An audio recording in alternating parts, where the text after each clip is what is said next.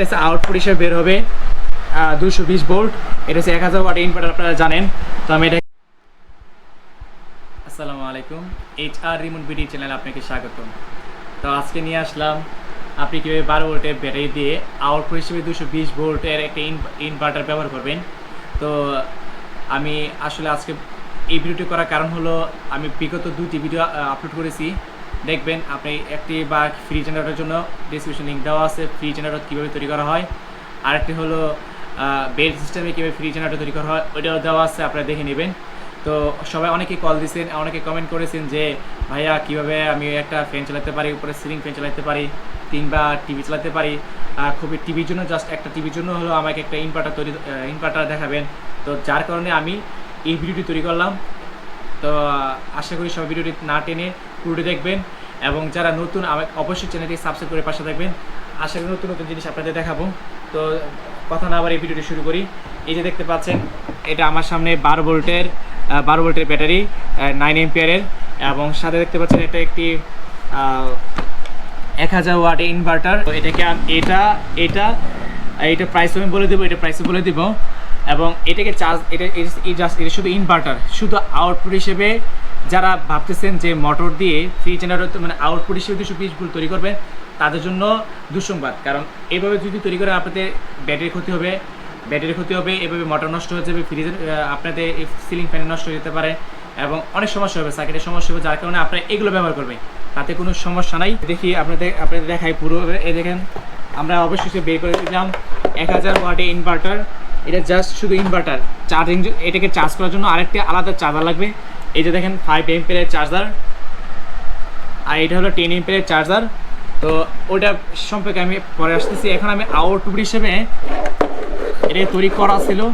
তো কাজ এটা দেখতে পাচ্ছেন, এভাবে এটা করে নেবেন, লালটার সাথে লালটা, কালারের সাথে কালারটা, আর লাল হলো প্লাস এবং কালোটা হলো মাইনাস। তো দেখেন আমি এখন কানেক্ট করব। এই যে লালটার সাথে লালটা কানেক্ট করবেন, আমি আগে কালোটা কানেক্ট করতেছি, আর এই লালটার সাথে লালটা কানেক্ট করবেন। দেখেছেন যে আমি কানেক্ট করা শেষ। এখন আমি দেখব, এই যে দেখেন উপর থেকে দেখাও, এটা দেখেন উপর থেকে দেখেন, আমি কোনো কানেক্ট করি নাই, জাস্ট 1000 ওয়াটের ইনভার্টার। এই যে সুইচটা ক্লিক করতেছি, দেখেন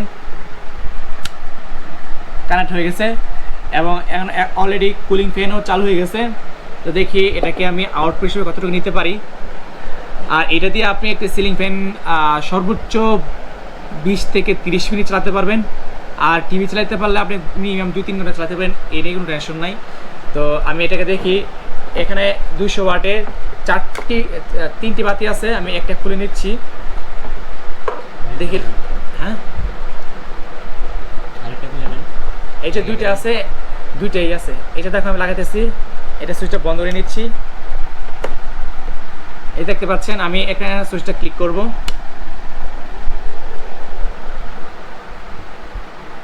এটা লোড নিতে পারতেছে না, হ্যাঁ বন্ধ হয়ে গেছে।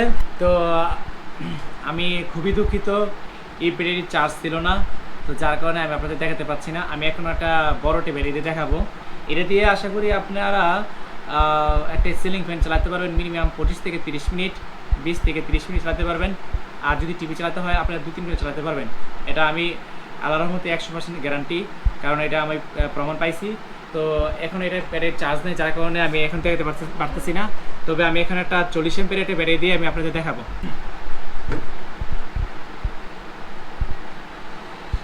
আপনারা দেখতে পাচ্ছেন, এটা হচ্ছে একটা 35 এম্পিয়ার ব্যাটারি। তো এটা দিয়ে আমি এখন আউটপুট বের করব। এটার সাথে অবশ্যই প্লাসের সাথে আপনার লালটা লাগাবেন, খুব সতর্ক সহ লাগাবেন। আর এটা এসে আমি লাগাবো, এই যে লাগিয়ে দিলাম। এখন এটা হচ্ছে আউটপুট হিসেবে বের হবে 220 ভোল্ট। এটা হচ্ছে 1000 ওয়াট ইনভার্টার, আপনারা জানেন। তো আমি এটাকে এখন লাইনটি লাগিয়ে সুইচটি ক্লিক করতেছি। দেখতে পাচ্ছেন বাতিগুলো জ্বলে গেছে। এখন এটার সাথে আমি একটি লাল বাতি অ্যাটাচ করব, দেখি কি হয়। আমি একটা লাল বাতি অ্যাটাচ করলাম। খুবই হিট, খুবই গরমে ভিডিও করতেছি, আপনারা চ্যানেলটি সাবস্ক্রাইব করে পাশে থাকবেন। আমি এখন আরেকটা লাল বাতি জ্বালাবো, দেখি কি হয়। এটা 200 ওয়াট, 20 টোটাল 240 ওয়াট লাগালাম। এখন 440 হবে। দেখি সুইচটা ক্লিক করতেছি, তার মানে দেখতে পাচ্ছেন যদি লোড হয়ে যায় এরা 200 200 400 400 আর 40, যদি 440 400-র উপরে উঠা যায় হয়তো বা এটা অটোমেটিক বন্ধ, আইপিএস বন্ধ হয়ে যাবে। তো আমি এই দুটো খুলে নিয়ে দেখি কি হয়। একটা খুলে নিয়ে দেখলাম, এটাকে একটু অফ করে আবার চালালাম, দেখি কি হয়। তারপরেও বন্ধ হয়ে যাচ্ছে, আরেকটা খুলে নিচ্ছি, আরেকটা খুলে নিলাম। এখন টোটাল আছে 200 200 400 ওয়াটের বাতি, দেখি কি হয়। একটু খুব কম সময় থাকে, তো আমরা পরিমাপ করতে পারছি 1000 ওয়াটের ইনভার্টার দিয়ে আপনি একটি সিলিং ফ্যান শুধু জাস্ট 250 থেকে 300 ওয়াট চালাতে পারবেন। 250 থেকে 300 ওয়াট চালাতে পারবেন, এর বেশি চালাতে পারবেন না। তো দেখি এটা খুলে 200, এখন 200 আর একটি 20 এবং আরটি 20, 240 চলে কিনা, ঠিক আছে। 240 চললে আপনি এটা ফ্যান চালাতে পারবেন। তো দেখতে পাচ্ছেন 200 আর 240 20 20 টোটাল, সরি এটা 200 ওয়াট এবং 20 20 240 চলতেছে। তার মানে অবশ্যই একটা ফ্যান চালাতে পারবেন। 20 ওয়াটের লাইট চালাবো, দেখি কি হয়, দেখি লোড নিতে পারে কিনা। আপনাদের জন্য নতুন একটি প্যাকেট খুলতেছি, দেখি কি 100 ওয়াটের একটি লাইট লাগাবো, দেখি কতটুকু ওয়াট নিতে পারে। এটা হলো 100 ওয়াটের একটি লাইট, দেখতেছেন এটা চলতেছে এখন 200 মোট 240 ওয়াট চলতেছে। এর সাথে এটা কানেক্ট করি, কানেক্ট করার পর বন্ধ হয় নাই, বন্ধ হয় নাই। তার মানে আমরা বুঝতে পারছি 200 আর 100 300 ওয়াট সাথে 20 20 340 ওয়াট, আপনার 350-এর মতো আউটপুট হিসেবে লেখা আছে 1000 ওয়াটের একটা ইনভার্টার। বাট এটা থেকে আপনার সর্বোচ্চ 350 350 ওয়াট ব্যবহার করতে পারবেন। এর বেশি যখন ব্যবহার করবেন অটোমেটিক বন্ধ হয়ে যাবে, ঠিক আছে, অটোমেটিক বন্ধ হয়ে যাবে। তো আপনি এটা সিলিং ফ্যান চালাতে পারেন, কোনো টেনশন নাই। তো এই ছিল আজকে ভিডিও। তো সামনে নিয়ে আসতেছি একটি 1000 ওয়াটের সোলার প্যানেল এবং সোলার অ্যাটাচ করা সব কিছু। তো এখন এটা দেখতে পাচ্ছেন, এটা 1000 ওয়াটের একটি ইনভার্টার, এটা 12 ভোল্টের একটি ব্যাটারি। তো এটা থেকে আউটপুট হিসেবে আমরা টোটাল খরচ করতেছি 200 100 300 340 20 20 করে 340। আশা করি 350 থেকে 350 ওয়াটের মতো আপনি খরচ করতে পারবেন। এটা সিলিং চালাতে পারবেন, কোনো সমস্যা নেই। আপনি যদি এটি ব্যাটারিটা আরও বেশি নিতে পারেন হয়তো বা আরও বেশি সময় চলতে পারবে। তো আমি আজকে এখন প্রাইসটা বলবো।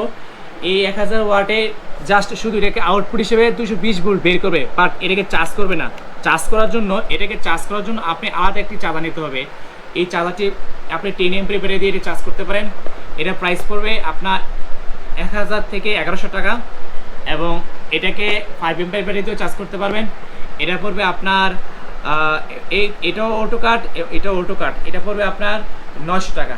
তো এটা এবং আউটপুট হিসেবে এটার দাম পড়বে, এই 1000 ওয়াটের ইনভার্টারের দাম পড়বে 1300 টাকা। দারাজের দেওয়া আছে 1350 টাকা, আপনি 1300 টাকা নিতে পারবেন। তো এই ছিল আজকে ভিডিও। সামনে ভিডিওতে আসবে 1000 ওয়াটের ইনভার্টার উইথ সাথে চার্জার এবং সোলার প্যানেল সব কিছু সিস্টেম সহ নিয়ে আসবো। ওটা হবে খুবই ভালো, কারণ ওটা আপনি সোলার চার্জ করতে পারবেন, এটা সোলার চার্জ করতে হবে একটি, ওটা ভিডিও নিয়ে আসবো। ওই ভিডিওর জন্য অবশ্যই চ্যানেলটি সাবস্ক্রাইব পাশে থাকুন। তো আজকে এই ছিল ভিডিও, ধন্যবাদ, আসসালামু আলাইকুম।